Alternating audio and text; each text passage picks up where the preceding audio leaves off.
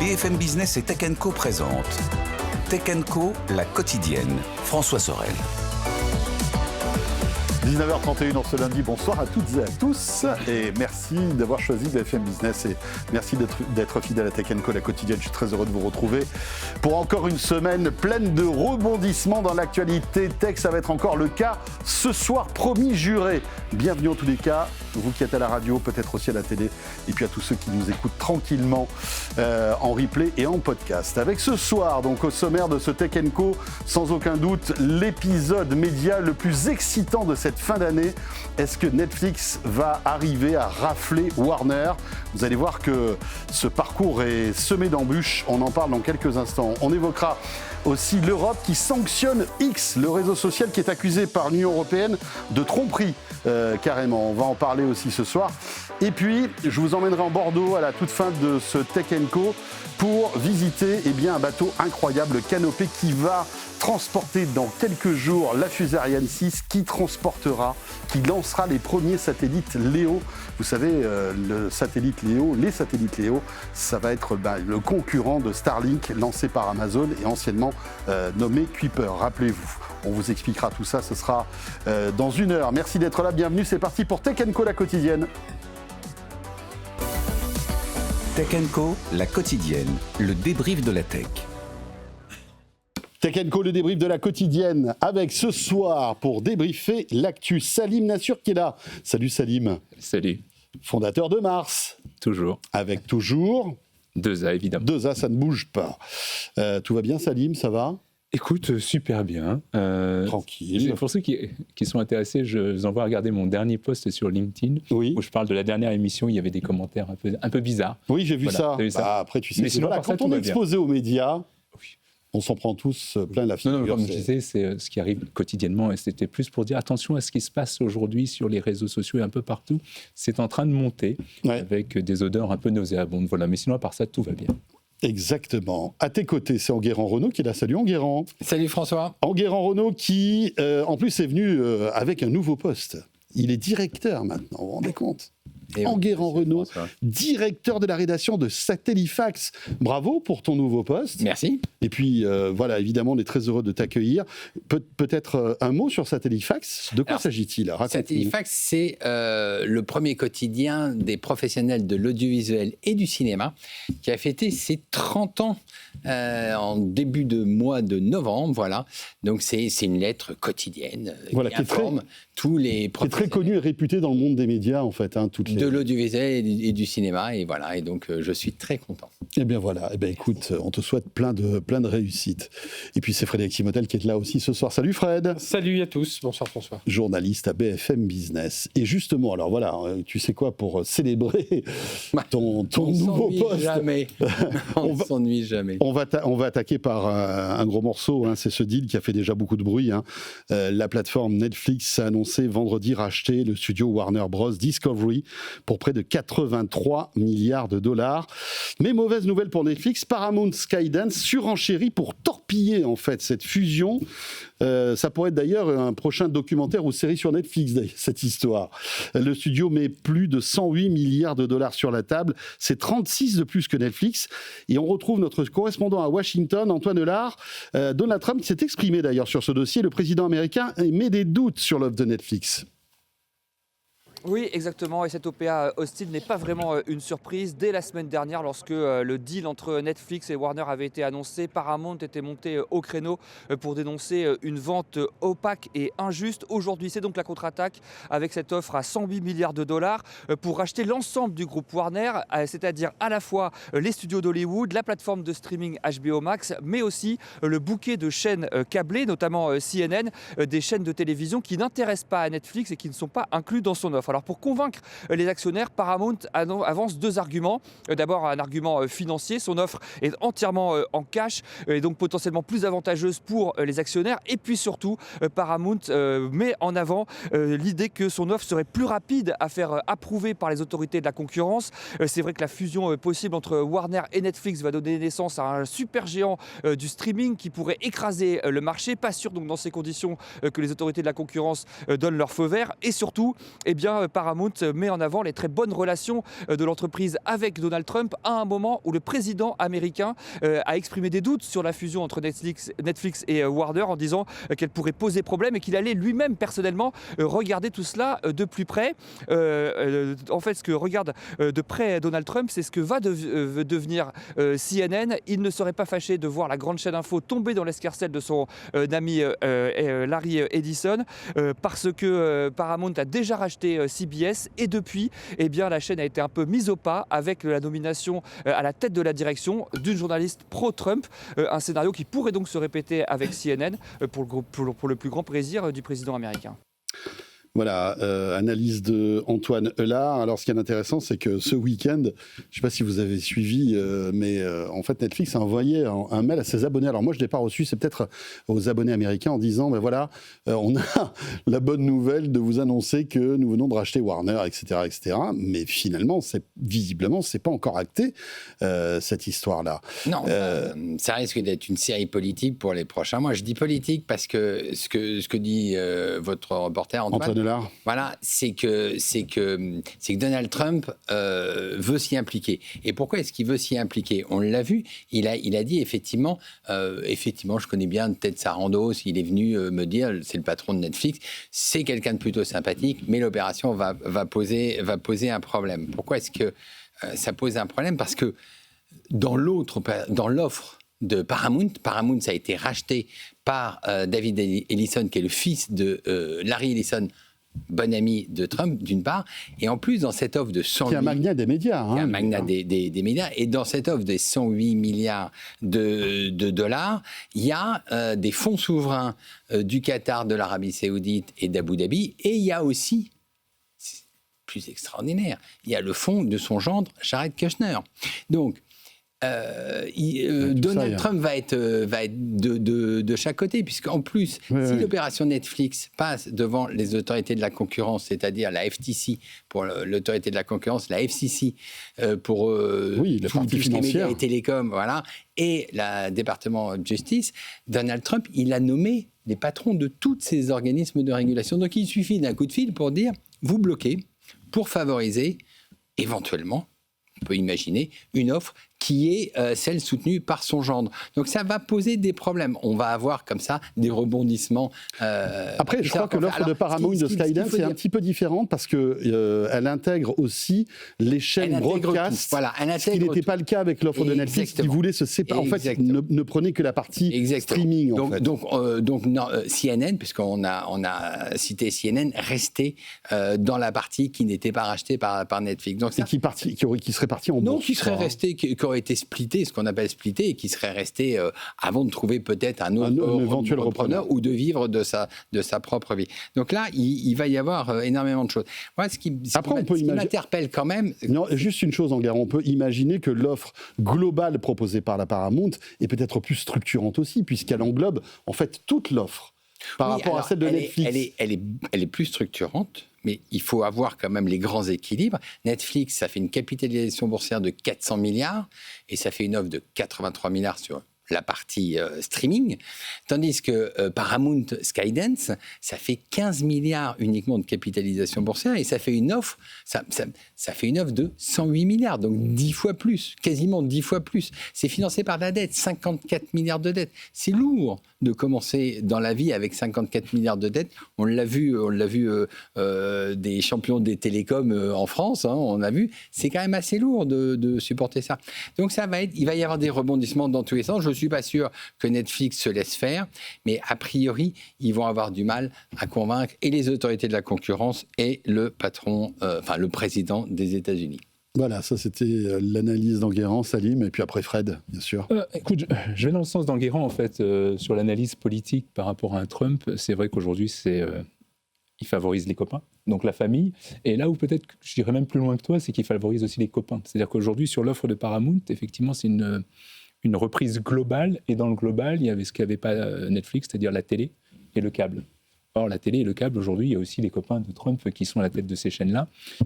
Donc ça, c'est un vrai truc que ne reprenait pas un Netflix. Et deuxième truc aussi, où j'irai un peu plus loin, c'est que justement, sur la stratégie, tu vois là, en tout cas, c'est mon analyse, hein, je ne dis pas, il ne faut pas la prendre pour argent comptant, mais c'est que tu vois deux mondes qui s'opposent. Il y a l'ancien monde, le monde du câble, de la télé, de la distribution, et le nouveau monde que propose Netflix, qui est production directement en streaming, avec l'analyse en fait de la data et des retours des utilisateurs pour justement avoir un poids sur la production et produire exactement ce que veulent les consommateurs.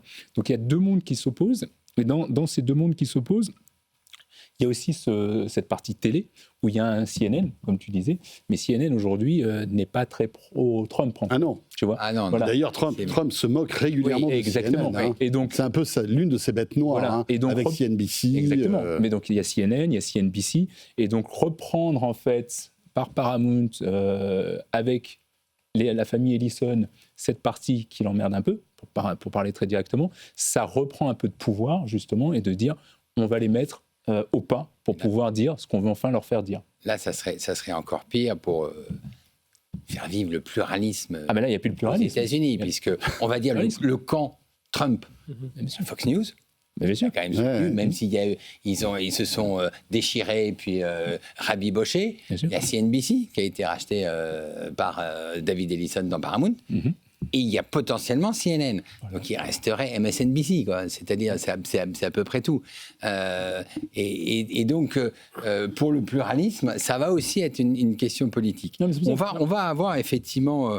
on va avoir des mois assez agités, il me semble. Non, puis derrière, il faut voir autre chose, c'est qu'il y a ceux qui sont un peu en balance, un peu entre les deux chaises, c'est toute la communauté des médias, du cinéma, qui était plutôt contre ce rachat par Netflix en disant « Oh là là, c'est un gros point de friction, hein, Netflix, il ne sort pas de cinéma dans les salles, ce sera fini les salles. » Et c'est une communauté globale, que ce soit les acteurs, les producteurs, tous plutôt anti-Trump, et qui se dit « Ouais, mais si c'est Paramount, on tombe dans les trucs de Trump, et là, Trump, il dira, lui, on ne le tourne plus, lui, on ne tourne plus, lui, on ne tourne plus. » Ils seront obligés, donc on verra tout ça. Après, ce qui est intéressant de la part de Netflix, c'est d'avoir pris un peu les devants aussi, parce qu'aujourd'hui, il y a une grosse concurrence face à... Il faudra voir ce que devient TikTok aussi USA, hein, parce que, mais TikTok, YouTube, on se dit que derrière... Ça, on ne sait pas quand est-ce que ça va quand est-ce que le dénouement arrivera. Hein. Pour l'instant, ça devait être fait... Mais ça va chez Oracle, Ellison encore. Hein. Oui, ça va chez Oracle.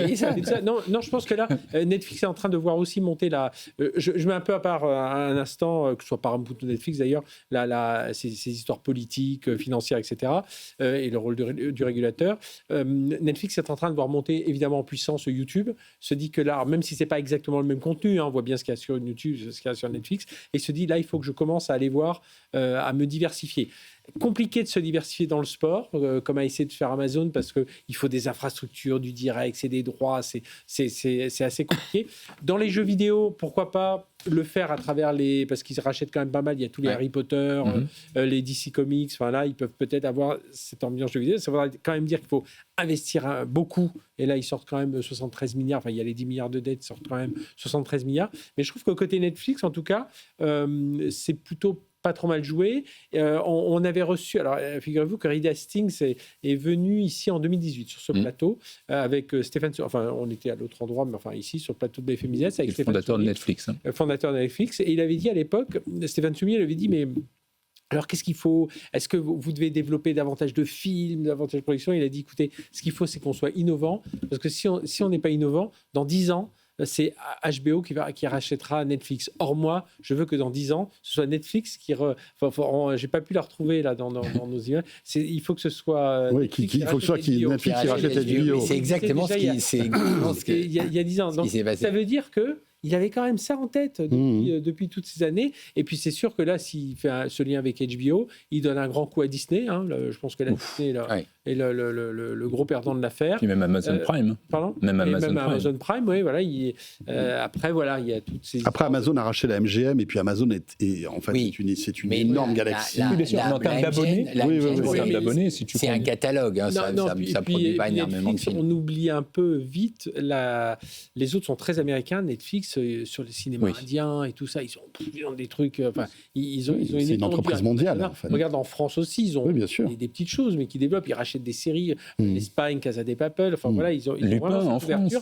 Alors que les autres ont beaucoup moins cette ouverture, ils sont très américano-américains, ce qui suffit parfois avec les gros blockbusters. En tout cas, je trouve ça assez intéressant. Et ce qui est intéressant pour rebondir sur ton anecdote, c'est qu'il y a 15 ans maintenant, le patron de Warner, à l'époque, se moquait de Netflix. Et quand on lui disait, est-ce que Netflix va devenir gros, il disait, mais vous vous rendez compte, c'est comme si l'armée albanaise allait envahir le monde. Oui. Eh bien, l'armée albanaise rachète, fait une offre sur Time Warner. Et je rappelle que l'armée albanaise, maintenant, elle fait 400 milliards de dollars de capitalisation boursière. À l'époque, ils perdaient encore beaucoup d'argent. Ils étaient dans cette transition. Il faut quand même se souvenir qu'au début, ils louaient des DVD. Voilà, donc c'était par la poste. Tu sais qu'en 2000, alors je sais plus, j'ai pas retrouvé la date exactement. En 2012-2013, voyage de presse aux États-Unis, on a vu plusieurs entreprises, dont Netflix. On est allé voir Netflix à Los Gatos et je me souviens très bien, on était 5-6 journalistes et à un moment, Reed Hastings dit oui, avec son directeur des opérations, nous dit on va vous montrer toute notre richesse. Et tout ça, c'est là, dans nos bureaux. Et on s'imaginait, tu sais, qu'ils allaient ouvrir une porte et qu'on allait voir des rayons de DVD, de films et tout ça. Non, on ouvre la porte. Et il y avait, il dit, là, on en a 400, mais on a un autre bâtiment où ils sont 1000, nos développeurs. Ouais. Il dit, c'est là-dessus, voilà, à l'époque, on disait, Netflix, ils développent tout, ils analysent vos données, tout ça. Enfin, c'était ça le grand truc. C'est ce que disait Reed Hastings, effectivement, il était venu aussi au Figaro, il disait, nous, on est une entreprise de tech. Mais bien sûr. On dépense $1 milliard dans la tech. Et puis, juste une chose, après, je te donnerai la parole, Salim, mais il y a 10 ans, enfin, ça fait combien, 10 ans à peu près que Netflix est arrivé en France, je crois. 2014. Peut-être un petit peu plus. 2014. Septembre 2014. Rappelez-vous, il y a 10 ans, le très haut débit commençait à s'installer, mais il n'y en avait pas partout. Et la particularité de Netflix aussi, surtout aux États-Unis, c'est que il permettait d'avoir un streaming de qualité avec très très peu de débit. Et c'était les seuls à pouvoir faire ça. Et ils y sont arrivés comment ? Parce que, tu le disais, c'était une boîte de tech. Et qu'ils avaient investi énormément dans le développement de codecs, de compression. Ils nécessitaient très très peu de bandes passantes. En fait, c'était véritablement leur premier atout. Parce que je ne sais pas si vous vous souvenez, il y a 10 ans, on ne pouvait pas télécharger les contenus sur Netflix. On les regardait qu'en streaming. C'est après, c'est beaucoup plus tard. Même les recommandations, c'était les premiers vraiment à faire ça en disant tiens, ceux qui ont regardé ça, ont aimé ça. On n'avait pas ça sur les autres chaînes. C'est hyper important. Une dernière anecdote, c'est quand même, il y a quelques années, je ne sais pas si c'est vrai encore, mais il y a 2 ou 3 ans, Netflix, chaque soir, représentait quasiment un tiers de la consommation de bandes passantes. Un tiers aux États-Unis. Donc, effectivement, il faut un peu compresser si on veut que ce soit accessible à tout le monde. Et puis surtout, très peu de bandes passantes pour que tout le monde puisse accéder en fait au contenu, même si on a une connexion Internet qui n'est pas hyper flamboyante. Oui, Salim. Oui, non, je voulais rajouter, moi je dis souvent que pour comprendre ce qui se passe, et notamment dans la tech, il faut se demander pourquoi les gens font ça, et se projeter un peu dans le futur. Et je pense qu'on a beaucoup parlé du présent, mais on n'a pas tellement parlé du futur. Moi, mon analyse, elle est assez simple, c'est qu'aujourd'hui, quand vous l'avez dit, c'est une boîte tech, et une boîte tech, elle fait de la tech. Et aujourd'hui, la tech est en train de se développer, c'est l'IA générative. Et quand tu te projettes un petit peu sans être un grand clair, et je vous renvoie dans 2 à 5 ans, on en reparlera. Aujourd'hui, quand tu as toute la data, tu sais exactement ce que veulent l'audience, et tu as la capacité aujourd'hui de produire du contenu avec l'IA générative qui répondent et qui marche très très bien aujourd'hui. Tu n'as plus besoin d'acteurs, tu n'as plus besoin de grosses productions, et tu peux faire du contenu qui va être personnalisé. On a parlé dans différents pays, mais même carrément en fonction des attentes de chacun dans son foyer. Moi, je vois très bien où va Netflix sur se dire que... Ouais, mais ils le font moyen. Moi, je pensais qu'ils seraient meilleurs. Hein. Non, mais attends, on est au début. Non, on n'est pas aujourd'hui. Je suis pas d'accord. Ça fait un moment, ils ont... Laisse-moi terminer. C'est pour ça que je vous dis, je vous renvoie dans 2 et 5 ans. On sera là et on en reparlera. Aujourd'hui, je vous dis, dans 2 à 5 ans, je prends les paris. C'est-à-dire que tu auras des productions entières qui seront faites via de l'IA, parce que le coût, encore une fois, sera beaucoup moindre. Et aujourd'hui, ce sont des entreprises qui doivent sortir de la marge, encore une fois. Donc aujourd'hui, te dire que tu as à peu près la même chose et ce n'est pas perceptible par un téléspectateur, tu vas avoir la même chose au lieu d'envoyer toute une équipe en Afrique du Sud pour avoir la bonne lumière. Oui, non, mais là-dessus, je suis d'accord, c'est sur la partie recommandation. Tu vois, recommandation, je trouve qu'ils ne sont pas encore... Non, mais je ne parle pas de la recommandation, je te parle sur la production. C'est pour ça que racheter un studio, où à un moment, de toute façon, ils vont mettre les studios au pas. C'est-à-dire que ça va être à eux, et on va voir moins de gens qui seront dans ces studios de production parce que ce sera produit par l'IA. C'est certain. Il y aura. Mais je pense qu'il faut que l'IA progresse encore parce que bien sûr, je vous renvoie dans 2 à 5 ans. Voilà. Mais regarde aujourd'hui, te dire que tu vas payer plein de figurants. Tu vas plus là, parler. Non, mais les figurants, tout ça, mais Là où ça va venir t'as pour raison. les- là où Là, je suis j'ai pas oublié de trop montrer, d'accord. il y a Artefact qui fait en ce moment son film Oui, Festival du du cinéma. film, ouais. Je te montrerai demain. Vous pouvez aller sur le LinkedIn d'Aurélien Fénard, qui est le patron de France Travail du digital et qui fait des choses absolument incroyables sur l'IA. C'est son hobby à côté. Il a fait un petit film et on voit, c'est super. Hein, c'est 5 minutes, vraiment bonne qualité. Mais tu vois évidemment tous les petits défauts sur 5 Frédéric. minutes. Hein. 2 à 5 ans. Oui, oui, Mais pas aujourd'hui. non, mais On en voilà, est au tout début. déjà, mais déjà, on c'est arrête incroyable. après parce que Ouais, et c'est j'aimerais qu'on incroyable passe ce au qu'il fait deuxième déjà. sujet. Là où je suis pas tout à fait d'accord avec toi, Céline, c'est qu'effectivement, il y aura l'utilisation de l'IA pour faire baisser les coûts de production, mais on est dans une industrie de contenu, et l'industrie de contenu, il faut, c'est pas individualisé. Ce qu'il leur faut, c'est un Casa des Papel qui plaît à la terre entière. Pour Warner, c'est un Harry Potter qui plaît à la terre entière, et tu as fait plus de marge en ayant un seul contenu, même très cher, qui est amorti sur les 300 millions d'abonnés de Netflix, que de faire du programme. Tu auras à un la Casa demande. des Papel dans les rues de Madrid, tu auras le même Casa des Papel dans la rue de San Francisco, ça ne te coûtera pas plus cher, mais au moins les gens se retrouveront. On en reparle. On en reparle. Tu as raison. Mais c'est intéressant, Prenons en tout cas. Oui, ce Prenons partage de vision, c'est intéressant. Autre sujet lié à l'actualité, c'est Elon Musk qui, alors lui, n'est pas content hein, après une amende de Bruxelles contre X. 120 millions d'euros de sanctions pour tromperie et manque de transparence. Ça va loin quand même, hein, en application évidemment du règlement du DSA.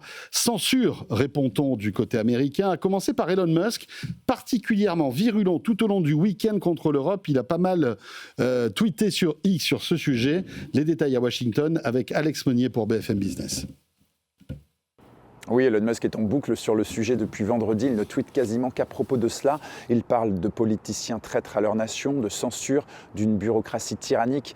Il qualifie l'Union européenne de somnambule qui fonce vers l'oubli et la mort. Il appelle tous les États à quitter l'UE et a répété à plusieurs reprises qu'il faut abolir l'Union européenne. Même son de cloche côté administration Trump, avec J.D. Vance, le vice-président, qui dit que l'UE ferait mieux de défendre la liberté d'expression plutôt que de s'attaquer aux entreprises américaines. Le secrétaire d'État, Marco Rubio, qui lui parle d'une attaque contre les plateformes américaines et donc contre le peuple américain. Puis son adjoint, Christopher Landau, qui dit que les États européens sont bien contents de trouver la protection des États-Unis, mais qu'ils en sapent la sécurité avec les lois de l'Union européenne. Bref, toute l'administration et tout le Trumpisme vent debout contre cette décision, sauf qu'on n'a pas encore entendu le président à ce sujet. Alors il n'en a pas parlé, mais on sait ce qu'il en pense. Il a déjà, à de nombreuses reprises, menacé l'Union européenne de nouveaux droits de douane si elle n'assouplissait pas sa réglementation en matière numérique. Voilà, Elon Musk qui ne se laisse pas faire contre l'Europe. Alors c'est intéressant parce que l'Europe a évidemment rebondi en disant que ces déclarations d'Elon Musk sont complètement folles. Enfin voilà, donc là on va rentrer dans un débat qui va prendre énormément de temps. Et puis derrière Elon Musk, il y a on va dire tous les dirigeants américains qui sont du côté d'Elon Musk. C'est ce qu'expliquait Alex il y a un instant. Ça va être compliqué. Voilà, c'est un bras de fer. C'est rigolo parce que c'est un sujet qui est assez similaire au précédent. Bras de fer, encore une fois, mais cette fois-ci... Et implication. Évidemment, du pouvoir américain. Ça implique surtout. Déjà, bon, rappelons le DSA. Hein, donc là, en fait, l'Europe accuse X de tromperie et de manque de transparence. Est-ce que déjà...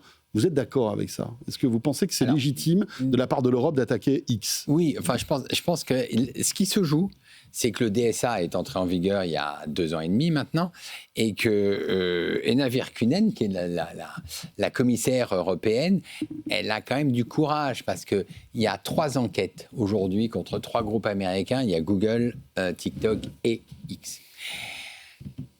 Honnêtement, si elle avait voulu imposer le DSA, parce que c'est la première affaire DSA, hein, c'est-à-dire que si... Il faut que ça marche. Sur 3 volets. Hein, il y a la coche, il y a la pub, il y a la transparence. Il faut absolument que ça marche, parce que sinon, le DSA n'est plus crédible. Mais bien sûr. Donc, elle aurait pu s'attaquer, je vais être un peu cynique, mais Google, qui n'est pas aussi vindicatif que Elon Musk, et Google, il a pris un nombre incalculable d'amendes, et 120 millions pour Google, c'est la rigolade. Donc, ils auraient pu, comme ça, imposer le DSA. C'est-à-dire que là, ils ont chatouillé sans doute le dirigeant high-tech le plus virulent. virulent, quoi. plus virulent. Ça fait 2 ans qu'il le chatouille. Hein, Oui, bien sûr. 2023. Oui, parce qu'en fait, il y a eu plusieurs... 2023. Et même certaines enquêtes ne sont pas terminées. Oui, voilà. Suivre encore. Donc, ce que je veux dire, c'est ça fait preuve d'un certain courage. L'enjeu, et pour moi c'est assez simple, il faut absolument aller au bout, sinon le DSA n'est plus crédible. C'est clair. C'est simple. C'est clair. Salim ? Non, mais complètement d'accord. Et moi, quand on avait mis le DSA et le DMA en place, j'avais dit c'est une super nouvelle. On l'a juste mis 10 ans trop tard, Oui, mais c'était une super nouvelle parce qu'il est impensable, et je ne comprends pas comment on a pu laisser faire. Et pourtant, j'ai été, comme vous le savez, très longtemps, notamment chez Google. Mais comment on peut laisser, au niveau des États et au niveau de l'État, enfin de l'Europe, décider des boîtes, qu'elles soient chinoises ou américaines, de ce qui doit arriver dans la tête des consommateurs, et des utilisateurs et des citoyens européens. Et c'est ce qui se joue aujourd'hui. C'est-à-dire qu'aujourd'hui, il n'y ait pas de réglementation, ça me paraît juste insensé. Donc, qu'il y ait une réglementation, c'était déjà une bonne chose. Maintenant qu'on applique à la lettre ce qui se passe, c'est évidemment une bonne chose. Et comme tu dis, si jamais on ne l'appliquait pas, tout ça tombe à côté. Alors Fred, avant de te donner la parole, l'une des attaques de l'Europe concernant X, elle est toute simple, c'est ces fameuses coches bleues, vous savez, ces petites certifications qui avant, rappelez-vous, on en a beaucoup parlé dans Tech & Co, avant qu'Elon Musk rachète X, donc Twitter. Anciennement Twitter. L'idée, c'était d'avoir une coche bleue qui certifie en fait des profils parce que hommes politiques, journalistes, chercheurs, etc. Il y avait une vérification des profils qui était faite. Moi, je me souviens, pour avoir la coche bleue sur mon pseudo, c'était, enfin, il fallait montrer patte blanche, il fallait envoyer des preuves comme quoi on était journaliste et que c'était notre vrai profil, etc., etc. Rappelez-vous, Elon Musk est arrivé. Il a fait voler en éclats tout cela, et à partir du moment où il a pris les rênes d'X, tout le monde pouvait avoir une coche bleue en payant 10 ou 15 $ par mois. C'est ce que reproche en fait l'Union européenne. C'est un des volets. C'est peut-être le plus évocateur. Après, il y a la pub, bien évidemment, il y a autre chose. C'est 45 millions, c'est celui qui est le plus gros. Les deux autres, c'est 40 et 35 millions. Ouais. 40 millions sur le défaut d'accès aux données là, pour les chercheurs qui n'ont pas accès, et 35 millions pour le manque de transparence de toute la sur la publicité. Publicitaire. Mais on voit, en montant, c'est à peu près équivalent. C'est un tiers. Mais c'est vrai que c'est quelque chose qui paraît totalement anodin. On s'en souvient quand on l'a enlevé. Alors on pouvait garder la coche en payant, mais ça veut dire que n'importe qui en payant y arrivait. Alors il a 60 jours pour remettre tout ça d'aplomb. Mais comme il ne bouge pas depuis 2 ans... Oui, parce que tu le disais, il y a eu combien d'avertissements de la part de l'Europe avant d'annoncer cette amende? Du coup, on peut se poser la question, à quoi sert cette coche bleue? Puisque avant, effectivement, c'était... Mais elle sert à rapporter de l'argent à X, en fait. On parle pour l'utilisateur. Pour l'utilisateur. Ah non, mais pas rien. Est-ce que je paierais? On a tous fait l'expérience. Journaliste, je l'avais, coche bleue, labellisée, certifiée. Puis après, je me suis dit, je ne vais pas la perdre. J'ai payé. Moi, j'ai toujours refusé de payer. Mais après, tu as certainement raison. C'était sûrement la meilleure solution. Et après, j'ai arrêté de payer. Ça n'a rien changé. Moi, alors que certains disaient que tu gagnais en visibilité en payant, mais bon. Le seul qui gagne en visibilité depuis le rachat de Twitter, qui est devenu X, le seul qui gagne en visibilité, c'est Elon Musk. Et en fait, non, mais c'est vrai. Et c'est pour ça que moi, je suis très content de cette décision européenne, parce que tu vois, tu parlais de Google. Google, alors, comme d'autres boîtes, ont plein d'intérêts, et après, il y a des problèmes de souveraineté, etc. Mais au moins, ils respectent les décisions. Non seulement ils respectent les décisions, mais surtout, ils n'ont pas un discours de haine. Aujourd'hui, pourquoi je pense, la Commission européenne s'acharne, entre guillemets, ou prend en exemple X, c'est parce qu'aujourd'hui, Elon Musk peut faire basculer les élections. Oui. Aujourd'hui, Elon Musk pousse les extrêmes à aller vers ça. J'avais vu un Sundar Pichai monter disant qu'il faut abolir la démocratie en Europe. Il faut pousser l'extrême droite en Allemagne. Ça n'existe pas. Ça n'existe pas. Voilà. Si vous avez d'autres choses à dire sur ce sujet, on revient après la pause. Ou alors on passe à autre chose, parce que c'est vrai que c'est un sujet très important, intéressant. Petite pause, il est bientôt 20h, toujours en Guérand, Salim, Frédéric, on débriefe l'actu tech en ce lundi. Vous avez vu, elle est chargée. Et vous en êtes qu'au début, les amis. À tout de suite, merci d'être là. Tech & Co, la quotidienne sur BFM Business. Tech & Co, la quotidienne, le débrief de la tech.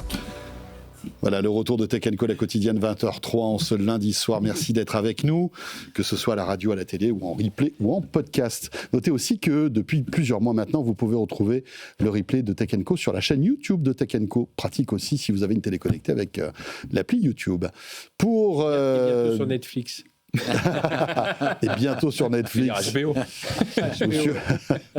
Ah bah dites-moi. Paramount. Waouh. Avec ce soir, pour débriefer l'actu, Salim Nassur, Enguerrand Renault et Frédéric Simotel.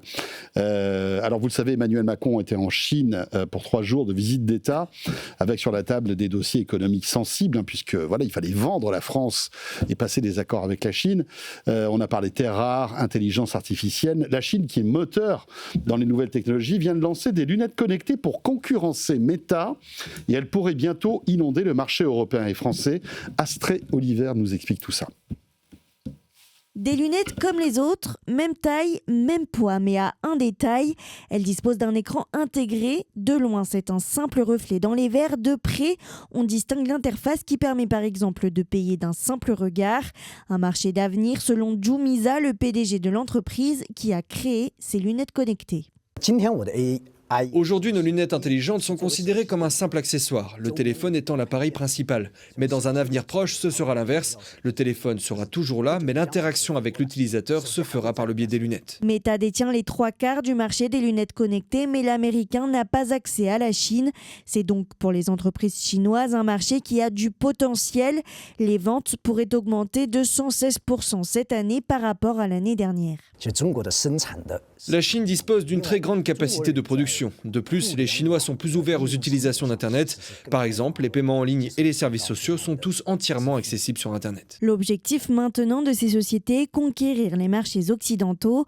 La confidentialité des données reste néanmoins un frein. Les lunettes enregistrent et écoutent en permanence leurs utilisateurs et ne respectent pas pour le moment le RGPD européen.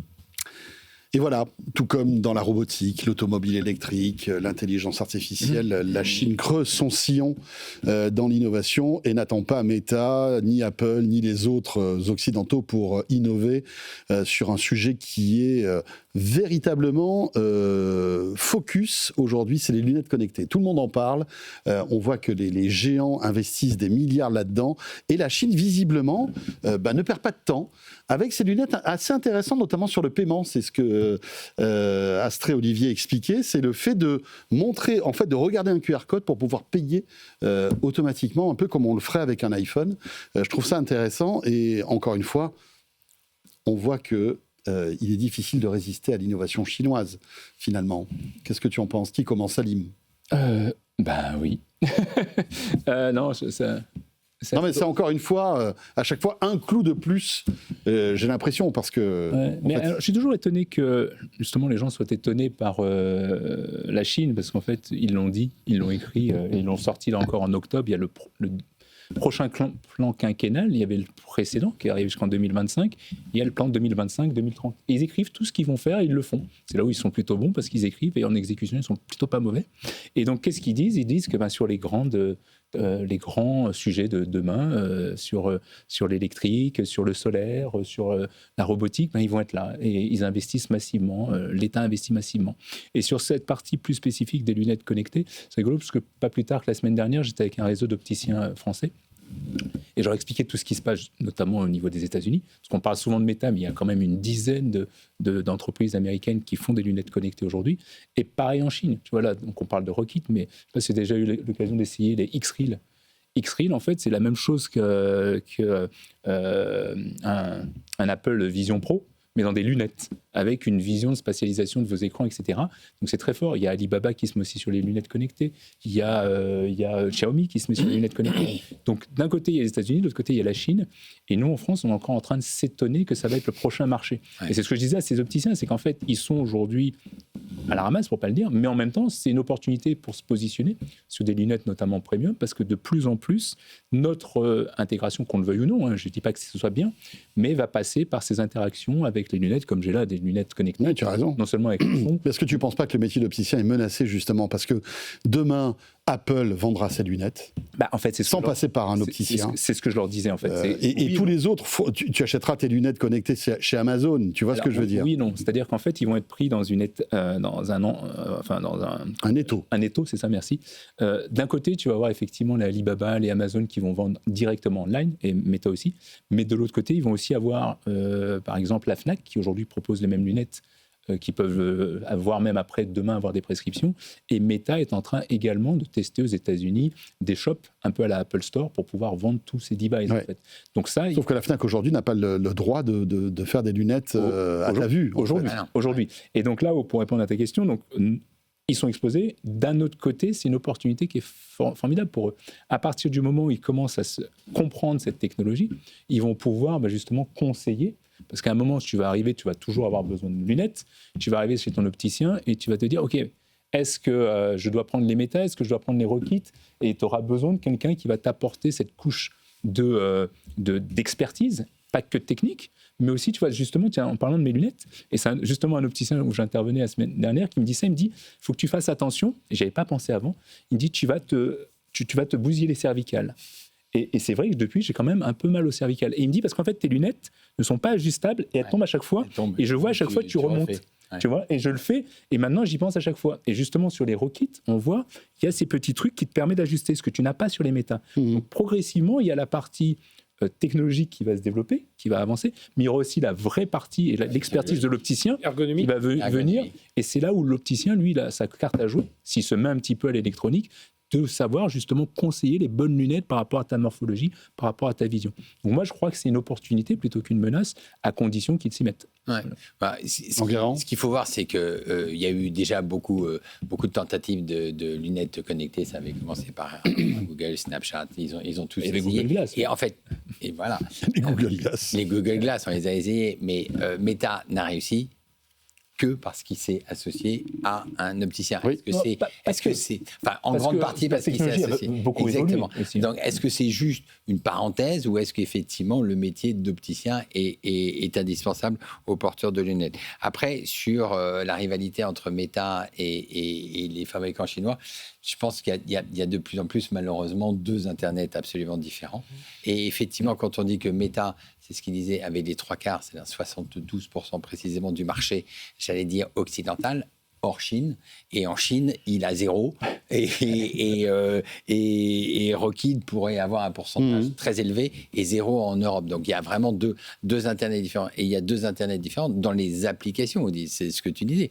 C'est-à-dire que la dématérialisation du paiement, ça se fait depuis une éternité en Chine. Hein. C'est clair. Alipay, ça fait très, très, très, très longtemps. Et tout est intégré. Voilà, tout est intégré. Donc, on a deux marchés différents et de plus en plus. Toi, tu essaieras à peu près toutes.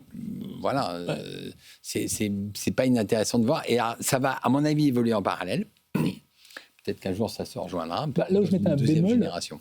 Si je peux me permettre, là où je mettais un bémol, c'est que sur ton analyse de dire qu'il y a deux marchés différents, tu as raison. De plus en plus. Mais c'est qu'il y a un marché qui est plus poreux que l'autre. C'est-à-dire que nous, on ne rentre pas en Chine. Oui.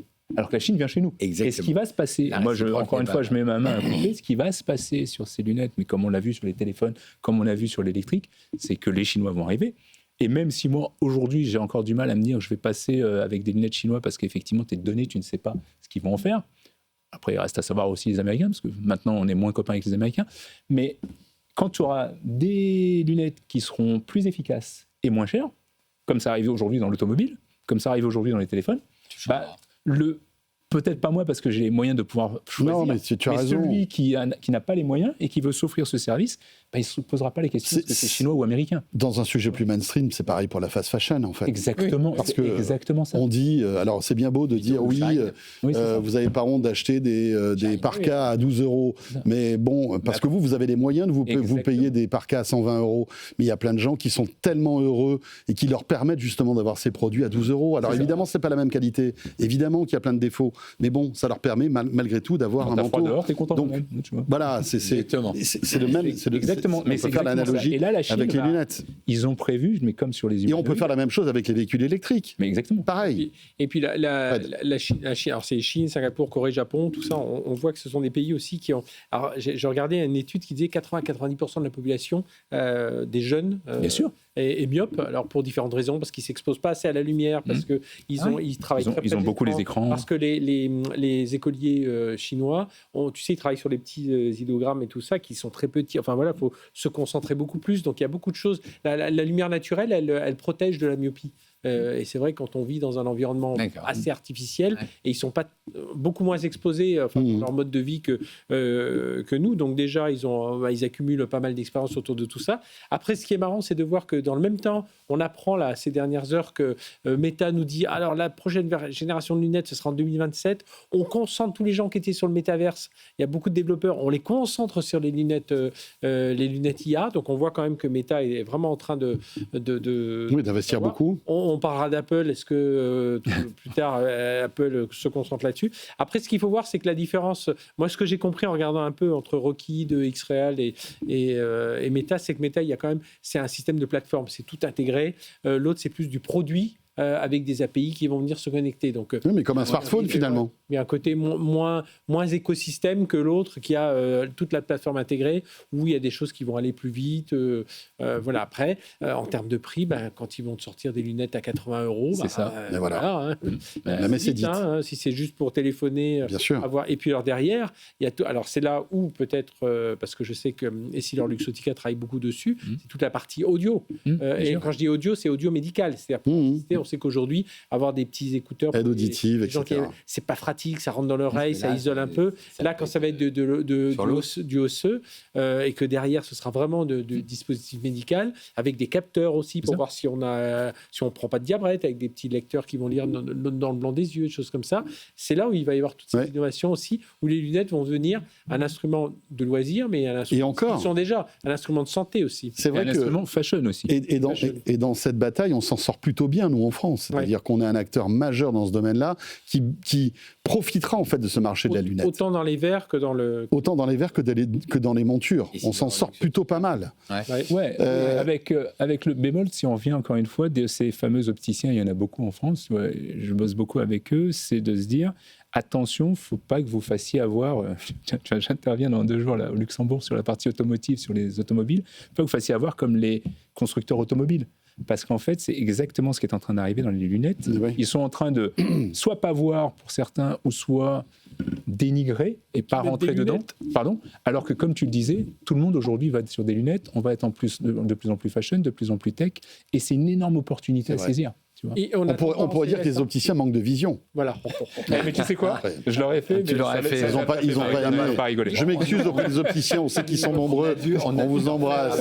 C'est ça. Mais celle-là, elle est faite. D'ailleurs, juste un mot. Au CES, on sera au CES tous, Tech & Co, tout ça, première semaine de janvier 2026. Mais souviens-toi, janvier 2025, on s'attendait à la razzia des lunettes. On n'arrêtait pas d'envoyer. Il y avait une d'avant-soulage. Je me souviens qui nous disait avant, on va avoir des lunettes partout.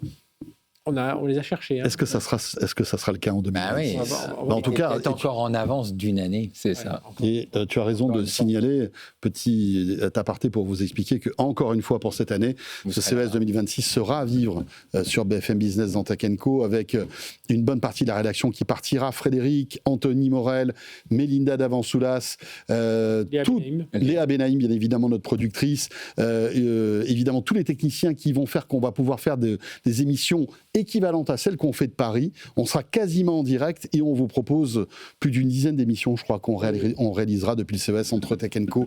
De quoi je mêle Tech & Co Business. Il y aura aussi des émissions sur la plateforme Tech & Co. à ne pas rater. Ça commence tout début janvier, première semaine de janvier, je crois. Oui, on sera là-bas. Ça du 4. Dans l'actualité... Du 5 ou 6. Oui, par là, dans ces eaux-là. Bon, écoutez, regardez les autopromos, on va tout vous raconter, bien évidemment. Et les réseaux sociaux aussi, suivez le compte de Tech & Co, le mien, celui de Fred, etc. Dans l'actualité, on va parler d'Apple. Tu l'évoquais il y a un instant lorsqu'on parlait des lunettes connectées, mais c'est vrai que ça bouge du côté de chez Apple. Et ça bouge pas forcément dans le bon sens, j'ai envie de dire, parce que depuis un certain temps, quand on évoque Apple, on évoque les démissions, les départs. Rappelez-vous, ça avait commencé il y a quelques semaines avec ce mercato de l'IA que menait Mark Zuckerberg et qui avait débauché énormément de spécialistes de l'IA chez OpenAI, mais aussi chez Apple, en les payant des fortunes. Eh bien, ça continue parce que des figures comme Jeff Williams, Luca Maestri, Alan Dye, John Andrea, on en parlait la semaine dernière, qui était le patron de l'IA chez Apple. Alan Dye, c'était le grand roi du design. Le grand roi du design. Eh bien là, on évoque un autre nom stratégique, c'est Johnny Srouji. Alors, Johnny Srouji, c'est pas n'importe qui chez Apple, c'est le monsieur qui a réussi à faire la transition entre les processeurs Intel et les processeurs maison Apple et les processeurs silicone que vous avez aujourd'hui dans tous les produits Apple, du Mac en passant par l'iPad et par l'iPhone. Eh bien, ce gars-là, il en aurait un petit peu par-dessus la tête, il aurait envie d'aller voir ailleurs, tant et si bien que Tim Cook essaie désespérément de le retenir. Enfin, en tout cas, c'est ce qu'on nous raconte. Voilà, c'est des rumeurs, mais enfin, c'est des rumeurs qui sont quand même, on va dire, distillées par des personnalités qui sont souvent au cœur un peu de l'écosystème Apple. Et je voulais avoir un petit peu votre avis là-dessus. Qu'est-ce qui se passe chez Apple, Enguerrand ? Ça sent la fin de règne. C'est vrai, carrément. Non, mais on le sait, Tim Cook va partir. Son départ. La fin de règne qui va un peu fort. Il sera 4 000 milliards de. Non, de Tim Cook. La fin de règne de qui est le boss. Tim Cook. Il y a plein de qualifs qui veulent être à la place du qualif. Qui est le boss. Ce qu'il disait, il y a tu as. Oui, mais est-ce que c'est pas. Tu as raison, il a raison, Fred. Les résultats sont bons. Mais est-ce que c'est pas un peu en autopilote ? Non. Tu vois ce que je veux dire ? C'est pas une question de résultat. Je pense que je vais être d'accord avec Enguerrand. Il y a dans la longue liste des départs, il y a une partie qui part à la retraite comme Tim Cook, c'est-à-dire que quand je dis fin de règne, c'est-à-dire que c'est quand même il y a toute une génération. Oui, la génération Steve Jobs. Fin d'une génération plutôt que fin de règne. Fin d'une génération. Oui, mais aussi fin de règne de Tim Cook. Il faut remettre. Il y a un remplaçant. Et donc maintenant, il fait des titres à Statalifax. Il faut qu'il pète un peu. Attends. Et donc là, c'est la fin. Et il aurait peut-être fallu anticiper tout ça. Et puis il y a ceux qui partent. Et Johnny Srouji, a priori, ça serait pour changer. C'est pas pour partir à la retraite, mais pour changer de job.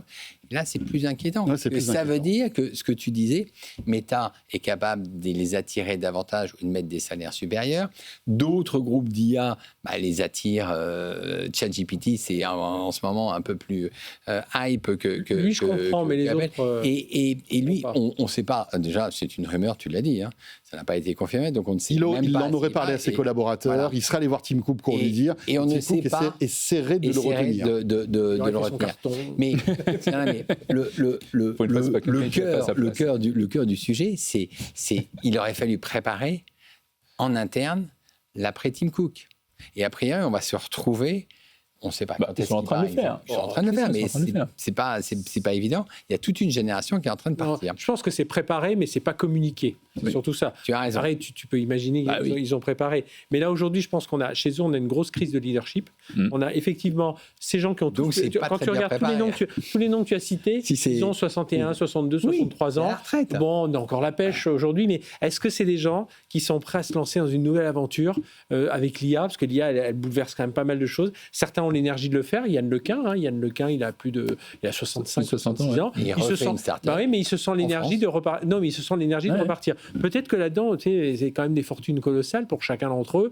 Ils disent, écoute, est-ce que je me sens encore l'envie de me battre pendant 5-6 ans sur des nouveaux trucs, réfléchir. Mais t'imagines un VP de chez Apple qui est là depuis 30 ans, le chèque qu'il prend quand il s'en va. Le mec, il est milliardaire. Et en action. En action, c'est monstrueux. En plus, rester là. Tu m'étonnes, il n'est pas mieux à Hawaï en train de faire de je sais pas quoi, du paddle. On l'a dit ici, il y a un centre de gravité qui se déplace. Le centre de gravité, c'est pour ça que des gars comme Johnny Srouji, c'est important s'il s'en va ou pas. Le centre de gravité chez Apple, c'est matériel design. Et là, tout d'un coup, avec l'IA, c'est le logiciel. Le logiciel, il est en 3. Et là, le logiciel, il est en train de reprendre Greg Federighi, tous ces gens-là. Écoute, c'est ce qu'il est en train de voir. C'est ce qu'on voit quand tu discutes avec des gens qui connaissent bien Apple. Ils te disent ça. Le logiciel est en train de reprendre un peu le pouvoir. Et ça, les autres, alors ceux qui voient que ça passait pas, ils s'en vont. Et ils sont partis, ceux du logiciel, à envoyer tous les départs IA. Et là, ils sont en train de se dire, Tim Cook, les dirigeants se disent finalement peut-être qu'effectivement qu'on avance un peu plus sur le logiciel et qu'on laisse la parole un peu plus aux gens du logiciel. Donc là, il y a peut-être aussi cette chose qui se passe. Et puis, il y a une forte tension autour de l'IA, en interne, entre ceux qui disent il faut racheter des boîtes, l'autre qui disent non, on va développer tout en interne. Et je pense qu'il y a un moment, tu as 61, 62, 63 ans. Ouais, c'est clair. Oui, non, mais ça, d'accord. Ouais, c'est bon, moi j'ai 400 millions d'actions qui m'attendent, j'ai ma maison à Palm Beach. Non, mais j'ai surtout ma famille qui m'attend. Mais c'est surtout, j'ai ma famille. Est-ce que je vais m'embêter pour rester poli encore quelques années Je vais me mettre conseiller dans quelques boîtes, je vais conseiller des startups, ça me mettra un petit lien avec le monde, et puis voilà. C'est ça. Mais là où je mets un bémol sur ce que tu dis, c'est ne faut pas oublier que la force d'Apple, que ce soit sur les téléphones ou sur les Mac, en fait, c'est l'intégration, en fait. hardware et software. Donc moi, je ne pense pas que ce soit plus software qu'hardware. C'est quand... Attends, laisse-moi terminer. Regarde. Aujourd'hui, on parle du patron, justement, qui a fait en sorte qu'Apple garde cet avantage avec la puce. Lui. Oui, mais justement, cette puce, quand tu regardes et que tu l'analyses véritablement, c'est une des meilleures puces sur un laptop pour faire de l'IA. Le problème qu'il a aujourd'hui, c'est qu'il n'y a pas d'IA sur Apple. Donc, il a fait la meilleure puce, mais il n'y a pas d'IA. Et ça, c'est un vrai problème. Et je pense que il y a des vraies discussions en interne. Après, là où je te rejoins sur justement le fin de règne, c'est qu'aujourd'hui, je pense aussi qu'il y a beaucoup de discussions qui se font sur la succession. Qui est-ce qu'on met et quelle orientation on prend. Et aujourd'hui, tout ça n'est pas clair du tout chez Apple, ce qui fait qu'il y a des tensions. Et après, oui. Il y a des noms qui circulent de l'extérieur. On parle du CTO de Microsoft. Mais justement, c'est plutôt c'est John Ternus qui tient le... Ça ramène des tensions en interne. Hop là, on arrête là, messieurs, dames. Il nous reste 5 minutes. J'aimerais qu'on évoque un autre sujet. Revenons en France, s'il vous plaît. Ça accélère du côté de MayaSpace. Voilà aussi un beau sujet. La filiale d'Ariane Group devait réaliser le premier vol de sa fusée réutilisable l'année prochaine. Son carnet de commandes de vols commerciaux commence à se remplir d'ailleurs, c'est une bonne nouvelle. Et l'année 2026 s'annonce déterminante pour le spatial français. Reportage à Vernon, donc dans l'heure, avec Valentine Hadby. On revient juste après. C'est finalement à Vernon, bastion industriel d'Ariane Group, que la Maya Factory va voir le jour. La première pierre de l'usine sera posée au début de l'année prochaine. En attendant, c'est au milieu des hangars d'une proto-usine que s'entassent les cylindres en acier. Yoann Leroy, le PDG de MayaSpace, présente ses modèles. Derrière nous, le premier prototype du premier étage de notre lanceur, ainsi que le deuxième étage et la structure qui doit les rejoindre. Les ambitions derrière cette fusée sont grandes, être en mesure de fournir des lanceurs réutilisables et réaliser une vingtaine de missions commerciales par an d'ici 2032. Cette réutilisation doit permettre de diviser par 2 le coût de lancement et d'offrir un prix au kilo proche de celui de SpaceX. Les premières tentatives de récupération du premier étage de la fusée n'auront lieu qu'à partir de 2028. Alors, l'Europe n'est objectivement pas en avance. Pour ce qui concerne MayaSpace, notre objectif est depuis le début d'amener un lanceur sur le pas de tir en moins de 5 ans. Moins de 5 ans, donc 2 fois plus vite que les Américains. Un enthousiasme partagé par l'ESA qui a sélectionné la filiale d'Ariane Group dans le cadre de son challenge des mini-lanceurs européens. Autre bonne nouvelle, MayaSpace, qui est en train de négocier des nouveaux contrats commerciaux, vient de signer avec Exotrail et U-Space. Voilà, donc, reportage de Valentine Hadby. Est-ce qu'on peut croire donc au sursaut d'Ariane Espace avec MayaSpace donc, et cette fusée dont les lanceurs pourraient revenir sur Terre, ce que maîtrise maintenant à la perfection un certain Elon Musk, les amis. Qu'est-ce que vous en pensez? Tiens, Enguerrand. Il faut, on n'a pas le choix. Il y a quand même quelques années de retard par rapport à un Elon Musk. Il faut quand même bien voir Ariane Espace régner en maître sur les lanceurs. Enfin, il y avait les Russes, Soyouz. Oui, mais la NASA quand même. Et aussi. Ça monte. Et la NASA qui a un, mais quand même Ariane Espace. Voilà. Et ils ont pas cru. Ils ont vu les tentatives d'Elon Musk. Ils ont vu que les ratages successifs, ils n'ont pas cru. Et la légende dit que les ingénieurs d'Ariane Espace, lorsque Elon Musk, parce qu'Elon Musk les avait rencontrés, il lui avait dit, mais tu te lances dans un truc, jamais tu y arriveras. Voilà. Et le gars, 10 ans après, il y est arrivé. Quoi. Après, ils ne pensaient pas qu'il y aurait autant de lancements. C'est-à-dire qu'à l'époque, on avait des plans de commande, on faisait 20, 30 lancements par an. Ouais, mais c'est un manque de vision, Fred, excuse-moi. C'est un manque de vision incroyable. Ils n'avaient pas vu les constellations basse orbite, ils n'avaient pas vu les fusées. Quand tu es quand même Ariane Espace et que tu vois pas le marché, on vendait de la fibre optique, on disait que tout le monde va être connecté, tout ça, on va dire à quoi ça va servir le satellite, il y aura plus de zone blanche. Il n'y a pas que l'Internet aujourd'hui pour les satellites. Regarde la surveillance, il y a plein de choses, la météo, il y a plein de trucs. Mais ça, on a les constellations, on les a. T'avais TPS à l'époque, la télévision par satellite. Oui. Il y avait la télévision par satellite. Réjouissons-nous. Ils y arrivent, c'est dans 2 ans, c'est ça? Ils vont faire les premiers tests. Si tout va bien.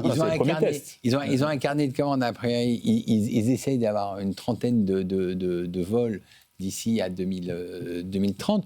On ne peut que se réjouir et espérer que ça marche et que ça aille beaucoup plus vite, parce que sinon, il y a SpaceX, pardon, mais il y a Blue Origin aussi. Enfin, on ne va pas être les seuls. Non, c'est clair. Sur ce dossier. Mais nous, on s'est perdu, on n'a pas cru au low cost. Oui. Nous, il fallait forcément... On les a, les satellites d'observation de la Terre. Tout le réseau Sentinelle, c'est incroyable cette technologie. Mais on attendait d'avoir le satellite complet avec plein de trucs super. Au final, tu as peu d'entreprises au sol qui exploitaient ces datas. Et Elon Musk est arrivé en disant, attendez, moi j'ai un satellite, il va faire juste 3 choses, ça va coûter pas cher. Et nous, on n'a pas cru ce truc low cost. C'est le coup. On s'est dit toujours, ça va coûter cher parce que c'est des gros trucs, c'est des gros sujets, c'est cet ensemble de choses.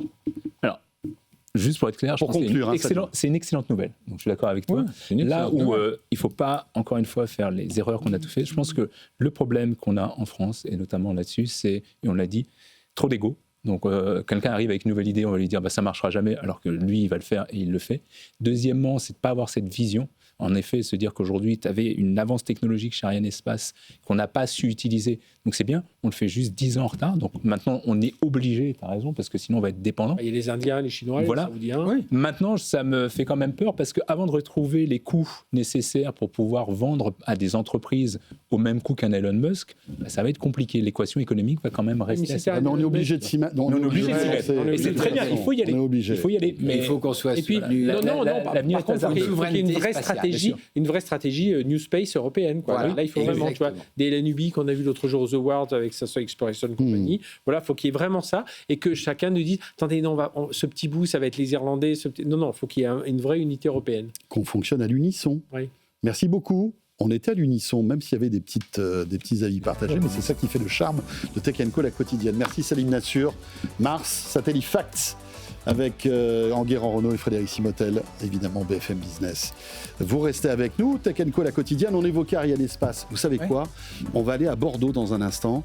Je vous enregistrerai notre prochaine partie de ce Tech & Co, et nous serons juste à côté du Canopé, qui est ce bateau incroyable qui va emmener les bouts d'Ariane 6, la grosse fusée qui va propulser les satellites d'Amazon, Léo, dans un instant. Et on va tout vous raconter. J'aurai une porte-parole d'Ariane Espace et 2 porte-paroles d'Amazon pour nous expliquer tout ça. Challenge évidemment hyper important pour Ariane.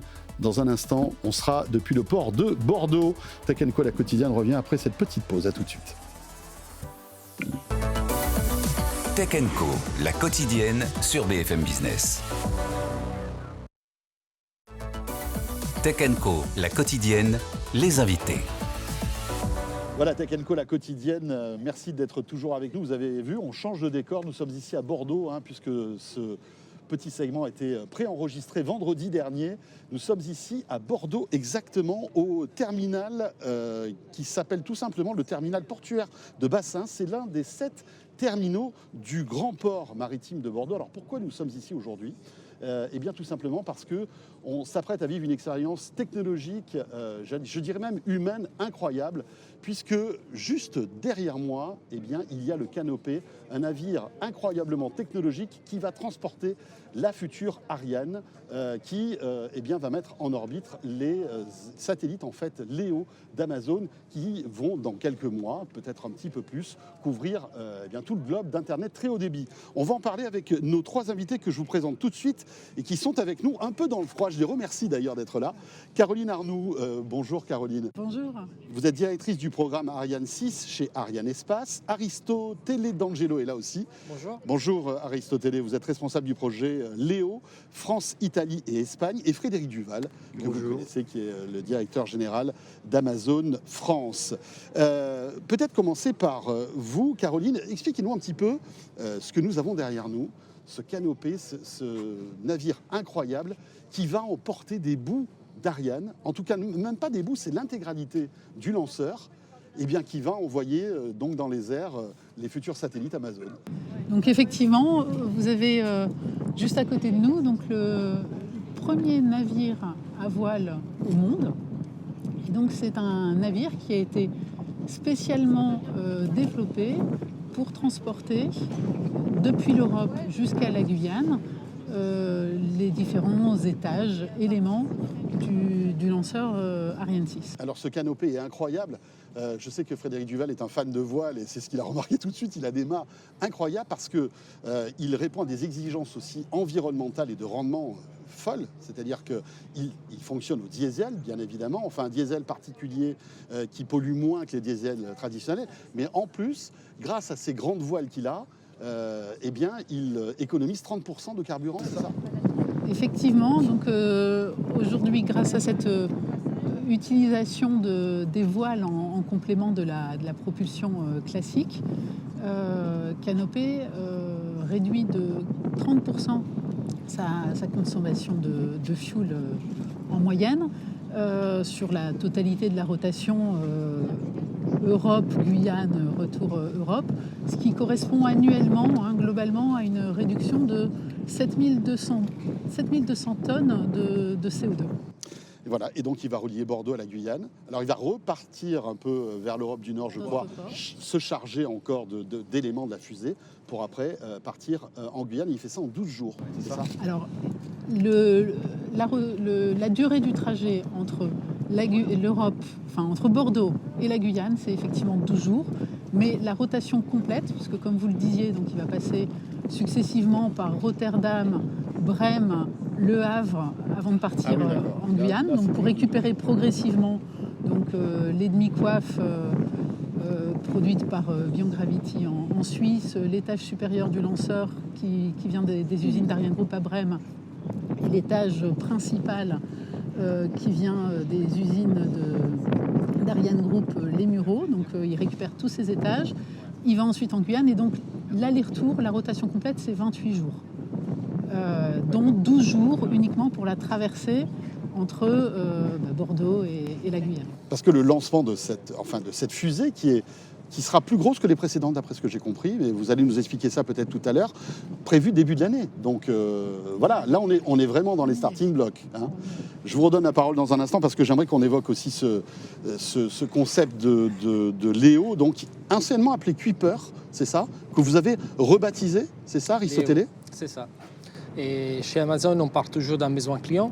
Et donc, on s'est aperçu qu'il y a encore des milliards de personnes qui n'ont pas accès à une connexion haut débit fiable. Il ne faut pas penser que ce soit seulement loin de chez nous. On peut penser aux communautés de la France rurale, mais pas mal de régions en Italie, en Écosse, les îles grecques et aussi les communautés à travers les Alpes et les Pyrénées. Et fournir une connexion fiable dans ces régions peut être coûteux avec la technologie traditionnelle. Et c'est pour ça que Amazon a les ressources et aussi les compétences pour relever ces défis sur une échelle globale. Et notre solution, c'est Amazon Léo, qui est une constellation de 3200 satellites en orbite basse, avec l'objectif de fournir une connexion fiable à haut débit n'importe où vous trouvez. Frédéric Duval, effectivement, la France a la chance d'avoir un plan très haut débit très puissant, mais malgré tout, il y a encore des zones d'ombre et des zones blanches, comme on dit, où il n'y a pas de réseau, il n'y a pas de fibre optique. Et là, typiquement, Léo pourrait justement pallier à ça et permettre à la fois aux particuliers, mais aussi aux entreprises, d'avoir une connexion Internet très haut débit. Tout à fait. Et donc, c'est la raison pour laquelle, vous savez, on a une longue tradition d'investissement en Europe depuis des dizaines d'années. Et donc là, on est très fiers de faire un partenariat avec Ariane Espace et de permettre de lancer 18 des 80 lancements par l'intermédiaire d'Ariane Espace et de lancer nos satellites Léo, effectivement, qui vont permettre à tous ceux qui n'ont pas une connectivité haut débit d'avoir accès à cette connectivité haut débit sur le territoire, et puis aussi à des professionnels qui pourront avoir aussi, par l'intermédiaire de Léo, une connectivité accrue et très rapide, jusqu'à 1 gigabit. Voilà. Alors c'est quelque chose qui est important pour la France et important pour l'Europe. Il y a un cabinet bien connu, Oxford Economics, qui a chiffré l'impact d'Amazon Léo en Europe à 2,4 milliards d'euros de PIB supplémentaires et à peu près 3000 emplois. Et pour la France en particulier, ce serait environ 1,4 milliard d'euros de PIB supplémentaires et 1500 emplois. Donc on est très heureux de contribuer à tout ça. Tout ça parce que vous allez emmener Internet à des endroits où il n'y a pas Internet et ça va créer de l'activité économique, c'est ça ? Ça va donner un service aux gens qui sont dans ces zones. Oui, et créer de la richesse. Et pour créer ce service, eh bien, il faut qu'on ait des gens qui travaillent à la constitution de ce service partout en Europe et en France en particulier. Ah oui, d'accord. Donc ce n'est pas la conséquence de ces installations qui vont créer des emplois, c'est simplement pour que ça fonctionne. Oui. Voilà. C'est ça ? Par exemple, là, Canopée va partir en Guyane. Et donc, voilà, les gens de Canopée vont travailler grâce au contrat qu'on va signer avec Ariane. on en est très fiers. Aristote, on parle de l'Europe, mais Léo est un projet mondial. Ouais. Ça va marcher partout. C'est une constellation conçue sur une échelle globale. Les mois passés, on a commencé avec certaines entreprises à tester notre réseau et en 2026, dès qu'on aura plus de satellites, on augmentera notre couverture et on commencera, à lancer les services. Comment ça marche? On pourrait se poser la question. On a 3 types de terminaux. On a Léo Nano, qui est la formule la plus compacte, qui peut donner un téléchargement jusqu'à 100 mégabits et qui est la taille plus ou moins d'un Kindle. Puis on a... Donc un petit carré comme ça, une petite tablette, une toute petite tablette. Toute petite tablette. D'accord. Après, on a la solution de référence pour les familles et pour les petites entreprises qu'on appelle Léo Pro, qui a la taille plus ou moins d'un laptop, donc un peu plus grande, et qui peut donner une vitesse de téléchargement jusqu'à 400 mégabits. Et après, on peut arriver à la solution pour les entreprises qui s'appelle Léo Ultra, et on vient de présenter et partager les détails techniques, qui peut arriver jusqu'à 1 gigabit de téléchargement et jusqu'à 400 mégabits en upload. Comme on disait, c'est une constellation de 3200 satellites qui va couvrir le monde entier. 3200 satellites, c'est une première salve. Ou est-ce qu'il y en aura après? Il y aura d'autres lancements pour d'autres satellites, pour améliorer la couverture et peut-être le débit? On a déjà prévu 80 lancements, dont 18 avec Ariane, pour arriver à 3200 satellites. Avec 3200 satellites... Vous avez déjà un service correct? Tout à fait. Et une couverture très vaste sur une échelle mondiale. Après, on verra par la suite comment, avec les nouvelles technologies comme ça, comment on va continuer. Aristote, malgré tout, vous arrivez dans un contexte très concurrentiel, avec un acteur majeur dans ce domaine qui est Starlink, qui a été lancé depuis plusieurs années, qui a fait déjà ses preuves. Est-ce que ce n'est pas un peu trop tard d'arriver sur ce marché avec déjà un acteur aussi bien installé? Comme on disait tout à l'heure, on part toujours d'un besoin d'un client, des clients en général. Et on pense qu'on peut offrir une solution qui, du point de vue technologique, est très avancée. Donc, en termes de performance, on est en train de lancer un produit qui est quand même très avancé. En plus, on aura aussi une... Donc, plus perfectionné que Starlink, par exemple? En termes de dimension de l'antenne, les rapports entre les dimensions et la vitesse, oui, ce sera concurrentiel. En plus, on travaillera avec l'infrastructure au sol des AWS pour avoir une connexion directe avec AWS. Et tout ça avec la manière de travailler d'Amazon, avec la confiance qu'on a arrivé à générer pendant les dernières dizaines d'années avec Amazon. Et donc, en termes de service clientèle et support 24 heures sur 24. Très bien. Caroline, le grand lancement est prévu pour le début de l'année. On a une fenêtre de tir, sans mauvais jeu de mots. On sait quand est-ce que ça pourra arriver? Début d'année prochaine. On communiquera la date précise en accord avec notre client quelques semaines avant le lancement. Comment ça marche là? Il faut que vous vous mettez tous d'accord, ou c'est vous qui donnez, parce que c'est vous qui lancez. Donc les satellites sont déjà arrivés à Kourou. Là, comment ça marche en fait? Les satellites sont déjà arrivés à Kourou il y a un peu plus de 2 semaines. Et on se met d'accord effectivement sur une date de lancement en fonction des besoins respectifs et des possibilités de lancement de l'opérateur, d'Arianespace et du client. Donc la date de lancement est aujourd'hui définie, et après il y a la communication de cette date de lancement, on va dire, de façon publique. Alors, Ariane 6 est juste là. En tout cas, c'est évidemment, vous l'avez remarqué, c'est un modèle réduit, hein, forcément. Celle-ci, qui va lancer tous ces satellites, elle est plus puissante que les précédentes, c'est ça? Alors, jusqu'à présent, donc, effectivement, Arianespace a lancé avec succès 4 Ariane 6, ou plutôt 4 Ariane 6 ont été lancés avec succès depuis le premier vol, donc depuis le vol inaugural. Et c'était donc des Ariane 6 en version Ariane 62, donc avec 2 boosters à poudre. Donc c'est ce que vous voyez sur le côté. Hein. Là, il y en a 4. Là, il y en a 4, parce qu'effectivement, donc la version Ariane 64 qui lancera les satellites d'Amazon Léo, donc est une version avec 4 propulseurs d'appoint à poudre, et donc ce sera le premier lancement d'Arianespace dans cette configuration-là. C'est l'un des tout premiers lancements commerciaux, sinon. Commerciaux, on va dire, avec un gros client avec lequel vous travaillez sur la durée, non? non institutionnel. Voilà. Alors, effectivement, donc, le premier lancement était de responsabilité ESA, Agence spatiale européenne, et jusqu'à présent, donc, les 3 lancements qui ont été réalisés depuis le début de l'année l'ont été au profit de missions institutionnelles. Le dernier lancement que nous allons réaliser cette année, qui est prévu le 17 décembre, est également un lancement au profit d'une mission institutionnelle. Donc l'année prochaine, donc, ce sera les... On attaque, on va dire... Ce sera des nouveautés, donc avec la première A64 au profit d'Amazon Leo, donc un client commercial important pour Arianespace et qui plus est donc, le déploiement d'une constellation, donc de plusieurs satellites en même temps. Alors voilà, c'est ça qui est intéressant, c'est que en fait sur ce lanceur, combien de satellites Léo vous pouvez stocker et qui vont partir en même temps? Alors justement, Amazon Léo a décidé de communiquer sur ce chiffre. Donc 32 satellites, je peux vous annoncer aujourd'hui que 32 satellites seront lancés sur la première Ariane 64.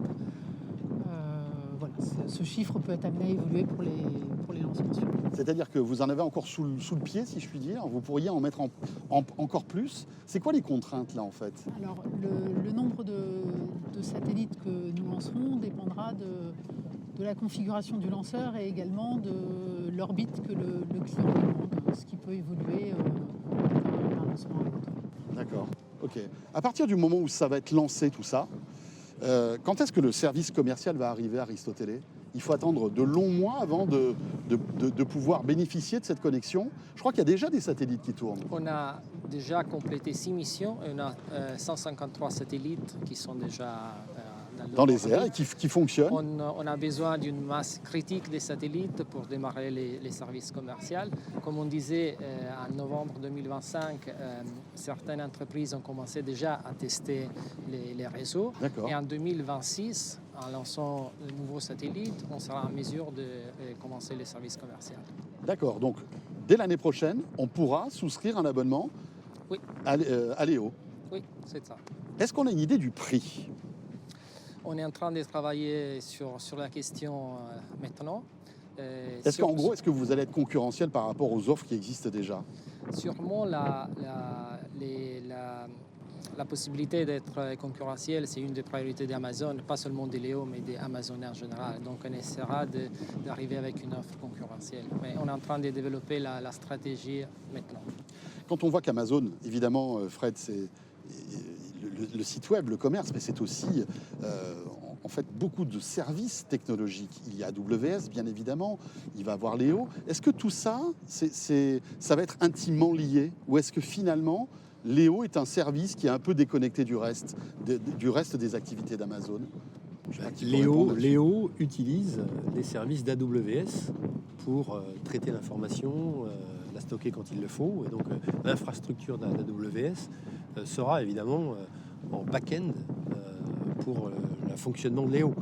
Et une chose qui est importante, c'est qu'en Europe, on a lié avec des millions de clients un contrat de confiance. On est en confiance avec beaucoup d'autres gens.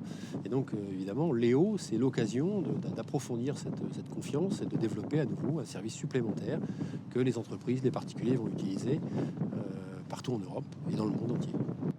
Aristoteles, aujourd'hui, vous nous parliez tout à l'heure de ces petites antennes. On voit qu'il y a un défi technologique qui est en train de se mettre en place, c'est de pouvoir capter en fait ces signaux satellites par le téléphone. Apple s'y intéresse. On voit que Starlink aussi est en train de lancer des satellites de nouvelle génération qui permettent en fait de capter directement le service sur le téléphone. Est-ce que c'est aussi, à votre avis, l'avenir de ce type de service et du service que vous proposerez avec Léo? On sait bien que l'innovation et les besoins du client, c'est toujours notre priorité. Donc on va travailler dans les mois à venir pour comprendre quels sont les besoins du client et on va adapter notre solution de cette manière. On parlait tout à l'heure de la particularité de ces satellites qui sont en orbite basse. Hein. C'est quoi l'orbite basse en fait? C'est à combien de centaines de kilomètres d'altitude? C'est entre 590 et 610 km d'auteur. On va disposer les satellites sur trois plans à 3 hauteurs. différentes. Mais ça, c'est ce qu'on appelle l'orbite LEO, l'orbite basse. Petite question aussi sur l'environnement. Alors c'est important puisqu'on parlait de Canopée tout à l'heure, qui est un navire le plus propre possible par rapport évidemment à ce qu'il peut faire. Il y a ce débat de la montée en puissance des satellites dans l'espace et que ça peut apporter des débris, une pollution spatiale qui peut être parfois dangereuse.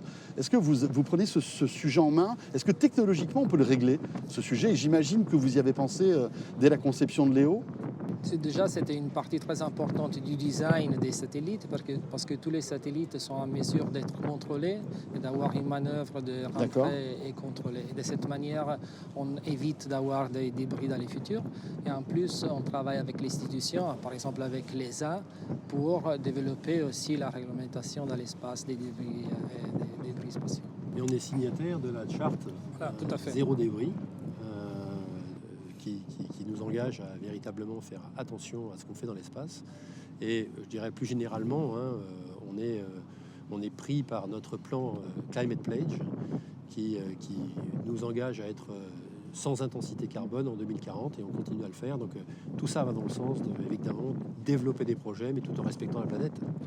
Caroline, dernière question pour vous. Ariane Espace donc mise énormément sur ce nouveau joyau qui est Ariane 6, avec des clients comme Amazon. J'imagine que pour vous, c'est hyper important d'avoir des clients comme ça sur la durée.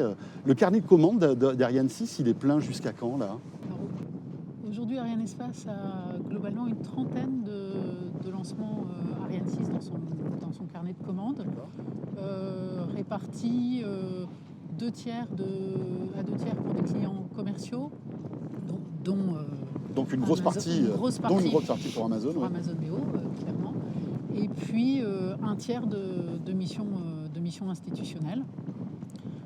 Aujourd'hui, cette dualité correspond, on va dire, à notre mode de fonctionnement, à l'ADN Ariane Espace.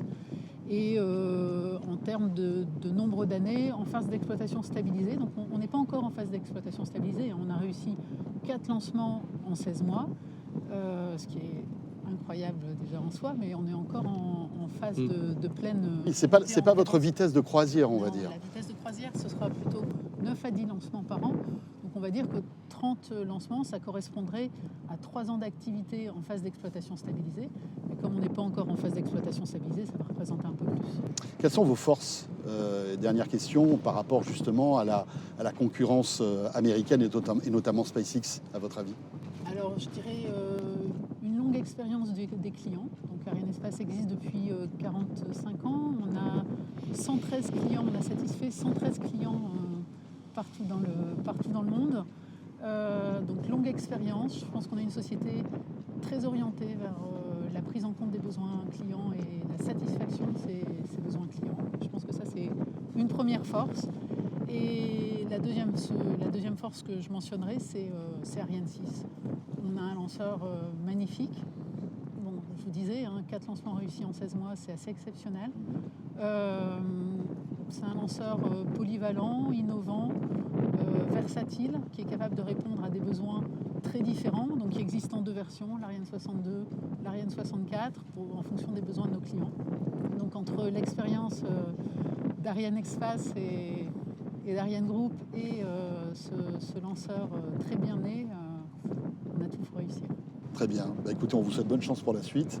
J'imagine que le futur... Est-ce que vous pensez aux lanceurs réutilisables, par exemple? C'est un sujet que vous prenez au sérieux et que vous étudiez de près? Alors, effectivement, donc Ariane Espace est en charge de l'exploitation d'Ariane 6, mais notre actionnaire, donc Ariane Group, travaille sur ce dossier-là, en particulier via le moteur Prometheus, qui est un moteur réutilisable dont pourra bénéficier Maya Space, une autre filiale d'Ariane Group. Merci beaucoup à tous les trois. Merci. Caroline Arnoux, directrice du programme Ariane 6 chez Ariane Espace, Aristotele D'Angelo, responsable du projet Léo, France, Italie et Espagne. Merci beaucoup. Et merci à Frédéric Duval, le directeur général d'Amazon. Merci de nous recevoir. Et merci surtout d'avoir bravé le froid, parce qu'il y a un peu de soleil, mais il fait pas chaud. Mais il fait pas chaud. Ici à Bordeaux. En tous les cas, merci de nous avoir suivis. On était très heureux d'être là et de vous faire vivre, quasiment en temps réel, ce lancement. en tout cas le départ de ce bateau. Et on se retrouve demain, bien sûr, pour Tech & Co, la quotidienne, dès 19h30. Très belle soirée, à très vite. Tech & Co, la quotidienne sur BFM Business.